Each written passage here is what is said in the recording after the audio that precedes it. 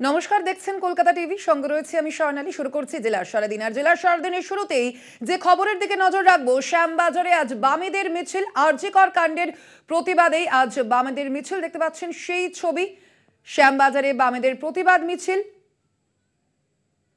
দেখতে পাচ্ছেন সেই ছবি, মোবাইলের ফ্ল্যাশ লাইট জ্বালিয়ে প্রতিবাদ দেখাচ্ছেন বামেরা। শ্যামবাজারে বামেদের প্রতিবাদ মিছিল, আরজি কর কাণ্ডের প্রতিবাদেই এই মিছিল তাদের।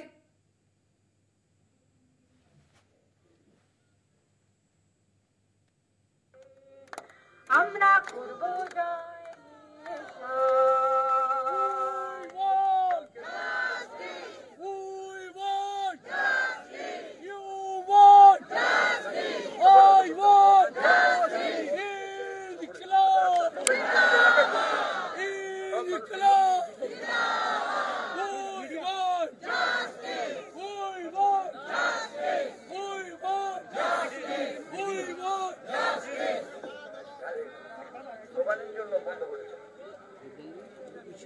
বন্ধুগণ, আপনারা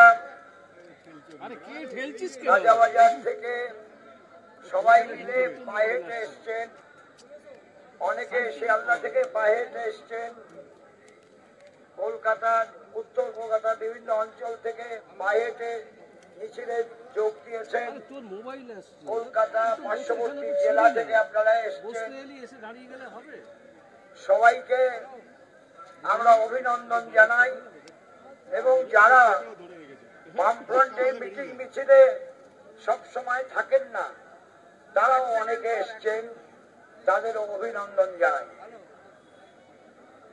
আজকে আপনারা বক্তব্য শুনলেন এবং আমি কথা বলতে পারি, কলকাতা শহরে একেবারে বালিগঞ্জ থেকে শ্যামবাজার 1952 সাল থেকে মিটিং মিছিলের ব্যাপারে আমি বলে যেতে পারবো, যা নাকি মিলিয়ে নিতে পারবেন ডকুমেন্টের সঙ্গে।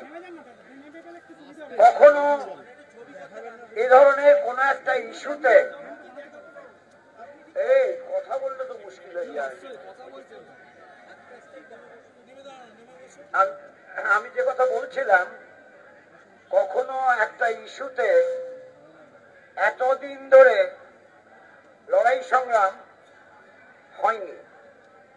একটা ঘটনা কলকাতায় একবার হয়েছিল 1953 সালে, সেটা 1 পয়সা ট্রাম ভাড়া বৃদ্ধির বিরুদ্ধে লড়াই। সেই লড়াইটা সেটাও প্রায় 15-16 দিন পর নিষ্পত্তি হয় এবং সেই লড়াই ছিল, ট্রাম তো কলকাতাতে ছিল, কিন্তু সেই লড়াইতে দুবার পশ্চিমবঙ্গে দুবার ধর্মঘট হয়েছিল, রাজ্য ধর্মঘট। একবার ধর্মঘট হয়েছিল পুলিশের অত্যাচারের জন্য, আরেকবার হঠাৎ করে বিদ্যাসাগর কলেজের একজন ডেমনস্ট্রেটর, তিনি বেরিয়ে আসছেন, ওখানে মিছিল হচ্ছিল, মিছিলে উনি জয়েনও করেননি, মিছিলে জয়েন করতে যাচ্ছিলেন, গুলি চলল, লুটিয়ে পড়লেন, স্পট ডেথ। তাকে ঘিরে আবার একটা ধর্মঘট হয়েছিল। এটা 1953 সালের ঘটনা। তারপর থেকে যত আন্দোলন হয়েছে, একটা সেকশনাল ইস্যু, অর্থাৎ একটা কলেজে একটা ঘটনা ঘটেছে, তাকে ঘিরে আমাদের বাংলা তথা ভারতে কোথাও এই ধরনের আন্দোলন সংগ্রাম সংগঠিত হয়নি, যার সমর্থনে ব্যাপক মানুষ সামিল হয়েছে। এবং এ কথা সত্য, এখন সব বেরোচ্ছে যে ডাক্তারদের ডিউটি করতে হয় অনেক সময় 32 ঘন্টা 36 ঘন্টা ডিউটি করতে হয় টানা। কোন মানুষের পক্ষে সম্ভব? সেরকম একদিন ডিউটি করেই অভয়া বলুন বা তিলোত্তমা বলুন বা কাদম্বরী বলুন, যার সেদিন ছিল 34 ঘন্টা কাজ করেছে, তারপর খেয়ে একটু বিশ্রাম নিতে গিয়েছিল, তার ইজ্জত লুট করলো, তাকে খুন করলো। এই যে ঘটনা, যা কিছু কথা আপনারা অন্যদের বক্তব্যের মধ্য দিয়ে শুনে নিয়েছেন, আর আপনারা অনেক কথাই এখন জেনে গেছেন। ইলেকট্রনিক মিডিয়া এবং প্রিন্ট মিডিয়ার দৌলতে আপনারা অনেকটা জেনেছেন। আমি যে কথা বলতে চাইছি যে এটাকে ধামা চাপা দেওয়ার জন্য কত কসরত করেছে। এখানে শুনলেন যিনি প্রিন্সিপাল ছিলেন আরজি করেন, তাকে তো এখন তিনি খোয়াড়ে আছেন। ওখানে তাদের দপ্তরে, আরজি করের দপ্তরে 19টা ডকুমেন্ট থাকার কথা সেই দিনের ঘটনা থেকে আজ পর্যন্ত। এবং এই 19টা ডকুমেন্টের মধ্যে 9টা ডকুমেন্ট আছে, অর্থাৎ রেকর্ডে যেসব লেখাটেখা থাকে, 10টা ডকুমেন্ট নেই। এটা কি করে সম্ভব? ওই যে মানুষের মতো দেখতে কিন্তু মানুষ নয়, তেমন মানুষ যখন রাস্তায় ঘুরে বেড়ায় তখনও যেমন মানুষের, অন্য মানুষের অসুবিধা হয় যারা অমানুষ, আর কোন অমানুষ যদি প্রিন্সিপাল হয় তাহলে যা হয় আরজি করে তাই হয়েছে।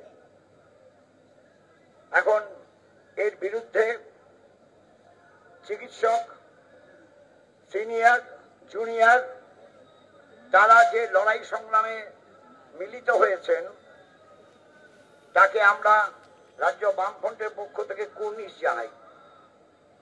একই সঙ্গে কথা বলতে চাই যে আগামীকাল এই ডাক্তারদের, চিকিৎসকদের যারা লড়াই করছেন তারা বলেছেন রাত্রি 9টা থেকে 10টা পর্যন্ত সবাইকে অন্তত 1 ঘন্টা আলোবিহীন থাকা, তাই তো? হ্যাঁ, আলোবিহীন থেকে মোমবাতি জ্বালানো। আলোবিহীন না হলে তো মোমবাতির আলো দেখা যাবে না। সেটা আপনারা সবাই মানতে পারছেন? তাহলে সবাই কিন্তু যাদের যাদের পক্ষে যেখানে যেখানে রাজ্যের আনাচে কানাচে সব জায়গায় সর্বত্র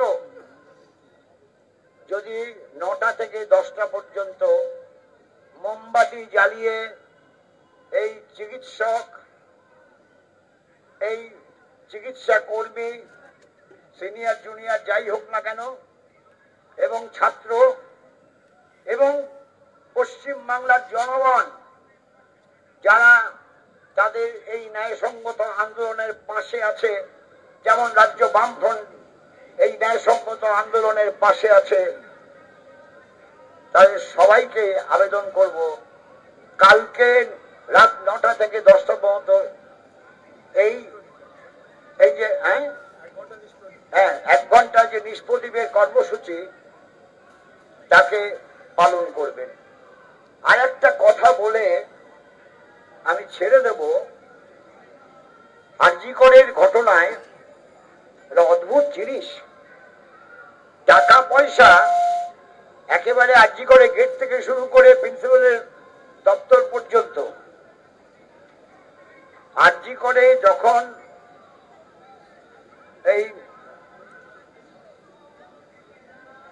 কার্যকর কলেজটা তৈরি হয়েছিল, অর্থাৎ তখন যে কলেজ তো তখন হয়নি, স্কুল তৈরি হয়েছিল, মেডিকেল স্কুল। সেই মেডিকেল স্কুলে সেখানে অনেকে অর্থ সাহায্য করেছিল, বিশেষ করে রাজা গোবিন্দ করের অর্থই ছিল সব থেকে বেশি। তিনি তার সর্বস্ব দিয়েছিলেন আর তিনি অর্থ সংগ্রহ করেছিলেন। সেই সময় কলকাতা শহরটা ছোট ছিল, কলকাতায় মানুষের সংখ্যা খুবই কম ছিল।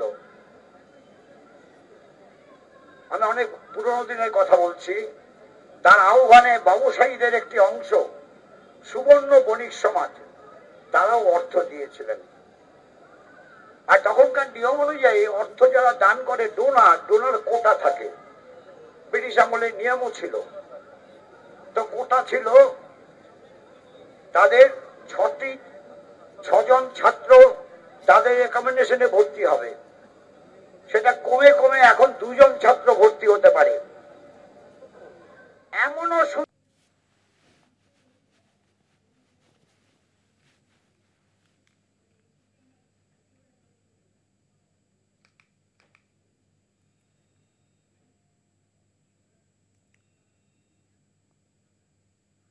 আর এবার নজর রাখবো যে খবরের দিকে। পুলিশ কমিশনারের ইস্তফার দাবিতে অনড় রয়েছেন জুনিয়র চিকিৎসকরা। লালবাজারে প্রায় 1.5 ঘন্টার বেশি কথা বলে সিপি সহ পুলিশের উচ্চপদস্থ আধিকারিকদের সঙ্গে কথা বলেছেন জুনিয়র চিকিৎসকরা এবং ইতিমধ্যেই সেখান থেকে বেরিয়ে গিয়েছেন তারা। যদিও একদিকে যেমন তারা জানাচ্ছেন যে সিপির সঙ্গে কথা বলে কিন্তু তারা সন্তুষ্ট নয়, অন্যদিকে তাদের আন্দোলন চলবে, এমনটাই কিন্তু জানিয়েছেন আন্দোলনকারী চিকিৎসকরা। আপনাদের জানিয়ে রাখি, এখন যেমন আমরা একদিকে দেখতে পাচ্ছি যে বামেরা আরজিকর কাণ্ডের প্রতিবাদে মিছিল চালাচ্ছেন, অন্যদিকে বিজেপির পক্ষ থেকে একটি প্রতিবাদ মিছিল রয়েছে এবং তার পাশাপাশি পুলিশ কমিশনারের ইস্তফার দাবিতে অনড় থেকেছেন জুনিয়র চিকিৎসকরা। কিছুক্ষণ আগেই তারা কথা বলেছেন তার সঙ্গে এবং 1.5 ঘন্টারও বেশি কথা বলেন তার সঙ্গে জুনিয়র চিকিৎসকরা, কিন্তু সিপি সহ পুলিশের উচ্চপদস্থ আধিকারিকদের সঙ্গে কথা বলেন জুনিয়র চিকিৎসকরা এবং ইতিমধ্যেই তারা সেখান থেকে বেরিয়ে গিয়েছেন। যদিও এখনো পর্যন্ত তারা আশ্বস্ত নয় এবং তার পাশাপাশি তারা আরো জানিয়েছেন তাদের আন্দোলন কিন্তু জারি থাকবে এবং সিপির সঙ্গে দেখা করে তারা ঠিক কি জানিয়েছেন বেরিয়ে শুনবো। আমরা এইখান থেকে অবস্থান বিক্ষোভ তুলে নেব, কিন্তু আমাদের ন্যায় বিচারের দাবিতে যে আন্দোলন চলছিল, আন্দোলন সেইভাবেই চলবে। সেখানে যে দাবি ছিল সিপির পদত্যাগ, 3 নম্বর ডিমান্ড, সেই ডিমান্ডে আমরা এখনো অনড় থাকছি। আমরা মনে করি এই নৈতিক দায়ভার নিয়ে কলকাতা পুলিশের কমিশনার যিনি ছিলেন বিনীত গোয়েল স্যার, তার পদত্যাগ করা উচিত। উনি যেটা বলেছেন যে আমরা ওনাকে শেষে প্রশ্ন করি যে উনি কি এই ঘটনার পার্সোনালি উনি কি নৈতিক দায়ভার নিচ্ছেন, তাতে উনি উত্তর দিয়েছেন যে উনি নিজের কাজে সন্তুষ্ট। তবে ওনার কোনো ঊর্ধ্বতন কর্তৃপক্ষ যদি মনে করেন যে তিনি তার কাজে ফেল করেছেন এবং তাকে যদি তার পদ থেকে সরিয়ে দেওয়া হয়, তাহলে সেই দাবিও উনি হাসি মুখে মেনে নেবেন। আপনারা শুনলেন আন্দোলনকারী জুনিয়র চিকিৎসকদের কি বক্তব্য। তারা এখনো পর্যন্ত কিন্তু নিজেদের সেই একই দাবিতেই অনড় রয়েছেন যে তারা কলকাতা পুলিশ কমিশনার বিনীত কুমার গোয়েলের পদত্যাগ দাবি করেছেন এবং তার পাশাপাশি তারা কিন্তু আরো যে বিষয়টি জানালেন যে সিপির সঙ্গে তাদের কথা হয়েছে এবং সিপিকে তারা প্রশ্ন করেছেন যে এই ঘটনার দায়ভার কি তিনি নিচ্ছেন, যদিও তিনি যেমনটা জানিয়েছেন যে এই কাজে তিনি সন্তুষ্ট, এমনটাই দাবি করেছেন আন্দোলনকারী জুনিয়র চিকিৎসকরা। একদিকে তারা তাদের যে অবস্থান বিক্ষোভ তা তুলে নিলেও আন্দোলন কিন্তু জারি থাকবে, এমনটাই জানানো হয়েছে চিকিৎসকদের পক্ষ থেকে।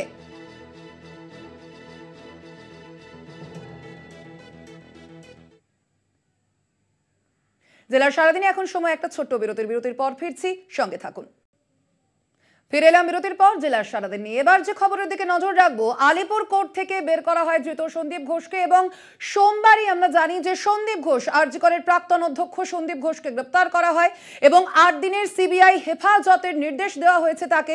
সন্দীপ ঘোষের 8 দিনের সিবিআই হেফাজতের নির্দেশ, আগামী 10ই সেপ্টেম্বর ফের আদালতে পেশ করা হবে সন্দীপ ঘোষকে। আমরা গতকালই দেখেছি, গতকাল গ্রেপ্তার করা হয় আরজিকরের প্রাক্তন অধ্যক্ষকে। এই বিষয়ে আরো বিস্তারিত জানবো। ফোন লাইনে রয়েছেন প্রতিনিধি রিয়া মাঝি। রিয়া, ঠিক যেমনটা আমরা জানতে পারলাম যে 8 দিনের পুলিশি হেফাজতের নির্দেশ দেওয়া হয়েছে সন্দীপ ঘোষকে, আরো কি জানা যাচ্ছে এই বিষয়ে?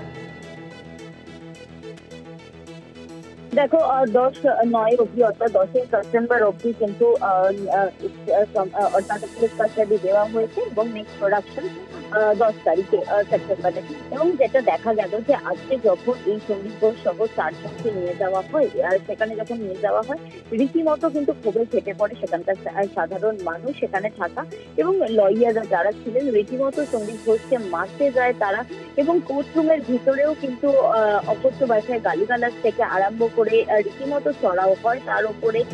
এবং একই সঙ্গে তার মাস্ক খোলা নিয়ে, অ্যাকিউজরা মাস্ক পরেছিল, সেই মাস্ক খোলা নিয়েও কিন্তু প্রায় 10 মিনিট যেটা দেখা যায় যে কোর্ট প্রসেসিং স্টপ রেখে জাজ রীতিমতো মাথায় হাত দিয়ে বসেছিলেন এবং এই তাদেরকে অ্যাকিউজদের মাস্ক খোলানো হয় লয়ারদের তরফ থেকে এবং তারপরে প্রসিডিং স্টার্ট করা হয় এবং রীতিমতো কিন্তু তাদেরকে দেখে গালিগালাজ থেকে আরম্ভ করে এবং চোর চোর স্লোগান। পাশাপাশি তোমাকে জানিয়ে রাখবো যে একাধিক যে সাবমিশন হয়েছে সেখানে কিন্তু সিবিআই এর তরফ থেকে বলা হয়েছে যে এই শুধু 4 জন নয়, সাসপেক্ট লিস্ট আরো অনেকটা বড় এবং এই যে নেক্সাস, এই যে পুরো যে স্ক্যাম, সেটার মধ্যে আরো অনেকে জড়িত আছে, আরো অনেককে গ্রেফতার করতে হবে। সেই কারণের জন্যই তাদেরকে নিজেদের হেফাজতের প্রয়োজন রয়েছে এবং তারপরেই যেটা দেখা গেল যে 8 দিনের সিবিআই কাস্টাডি মঞ্জুর করে দিল আলিপুরের সিবিআই স্পেশাল আদালত। একদম ধন্যবাদ। তুমি আমরা কথা বলছিলাম, ফোন লাইনে ছিলেন প্রতিনিধি রিয়া মাঝি।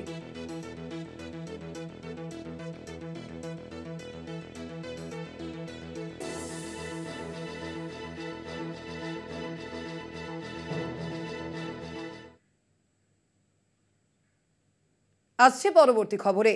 আরজি কর নিয়ে যখন গোটা রাজ্যে তোলপাড় চলছে, তখনই হাসপাতালে ঢুকে এক চিকিৎসককে হুমকির অভিযোগ উঠল তৃণমূল কর্মীর বিরুদ্ধে। মুনমুন মোল্লা নামে ওই মহিলা নিজেকে তৃণমূল নেত্রীর পরিচয় দিয়ে চিকিৎসককে হুমকি দেন। ঘটনাটি ঘটেছে বারুইপুর মহকুমা হাসপাতালে। ঘটনার সময় উপস্থিত রোগীরাই অভিযোগ দায়ের করেন থানায়। তারপরেই পুলিশের জালে অভিযুক্ত জয়নগরের বামুনের চকের বাসিন্দা মুনমুন। চিকিৎসককে ধর্ষণ করে খুনের ঘটনায় উত্তপ্ত রাজ্য। সরব সাধারণ মানুষ থেকে শুরু করে রাজনৈতিক দলগুলিও। এই পরিস্থিতির মধ্যেই চিকিৎসককে হুমকির অভিযোগ শাসক দলের কর্মীর বিরুদ্ধে। তা নিয়ে উত্তেজনা ছড়ায় বারুইপুরে। বললেন যে আপনি আমার সরকারি চাকরি করছেন, আমি নেতা, আপনার চাকরি আমি খেয়ে নেবো, আপনাকে আমি দেখে নেবো। আমার নেতাকে ডেকে আনুন। আপনি কোন নেতা বলেছে কথা আপনার? আর আপনি কোন নেতা দেখান, আপনার চেয়ারম্যান এমএলএকে ডেকে আনুন, কথা বলুন এখানটায়। আমার এই চাকরি দরকার নেই, চাকরি ছেড়ে চলে যাবো। পুলিশ সূত্রের খবর, চাকরির জন্য স্থানীয় কয়েকজন যুবকের মেডিকেল টেস্টের দরকার ছিল। সেই টেস্ট করাতেই ওই যুবকদের নিয়ে বারুইপুর মহকুমা হাসপাতালে আসেন মুনমুন। টেস্টের রিপোর্ট পেতে দেরি হওয়ায় তিনি চিকিৎসক অভিজিৎ নস্করের উপর চড়াও হন বলে অভিযোগ। এমনকি তার চাকরি খেয়ে নেওয়ার হুমকিও দেন মুনমুন। বারুইপুর হাসপাতালের পক্ষ থেকে থানায় একটি অভিযোগ দায়ের করা হয়েছে বলে জানিয়েছেন সুপার ধীরাজ রায়। ওই মহিলাও পাল্টা অভিযোগ করেন থানায়।